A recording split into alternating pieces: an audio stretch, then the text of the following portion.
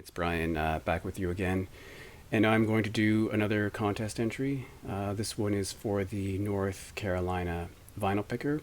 His contest is to support his quest for 200 subscribers, which has been successful because the last time I checked, there were 221 subscribers.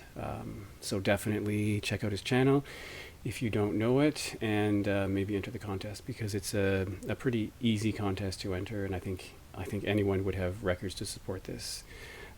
His contest is to show 5 records that have a musical instrument on the cover, and when I was thinking about what records to include, I realized that the vast majority of records in my collection have a guitar on the cover in some form or another. So no surprise there really, but in a couple of cases I tried to pick something that was a bit different or a bit broader. So yeah, I'll start with the first one.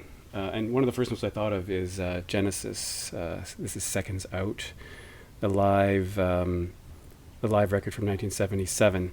This is was recorded in Paris, if I remember correctly, and it's the last record to feature Steve Hackett.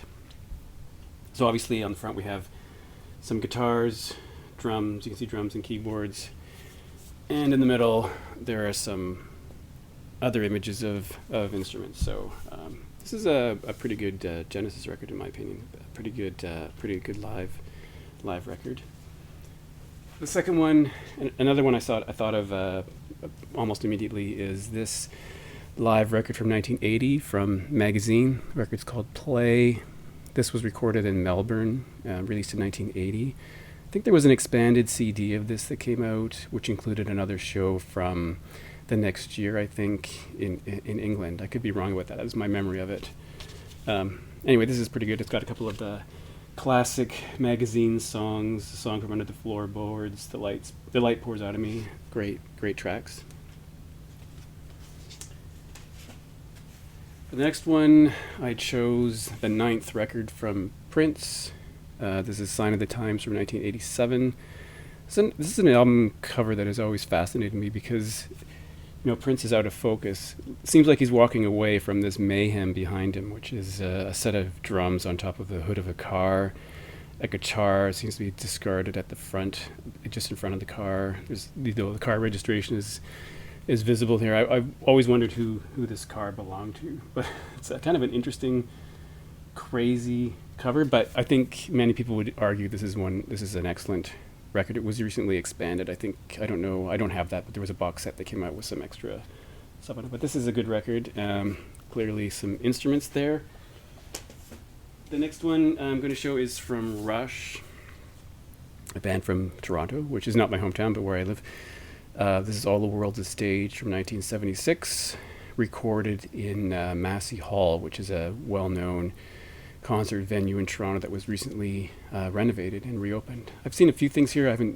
Obviously I was too young to see this band. Or I'm going to say obviously, you might disagree, but I'm too young to have seen this concert in any case, probably. So there's the stage set up in the front with the drum kit and, some instruments on the back. This has a really large gatefold, which has a lot of other images, I'm assuming from that show from that show with the band members playing.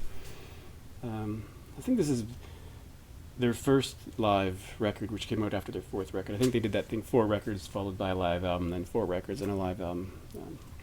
It's pretty good. It's a double record.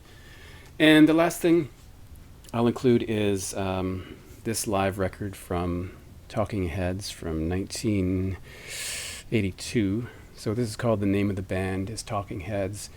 And I recently read that they entitled it this way because they were tired of people saying The Talking Heads. So the name of the band is Talking Heads rather than The Talking Heads. The first record is the band, The Talking Heads, the 4 core members. But on the second record they bring in some guest musicians. I can't remember them all, but I know Nona Hendrix is on here, and Adrian Belew, which you can see here, is on here. So lots of images of the band playing. Also on the back, some more instruments.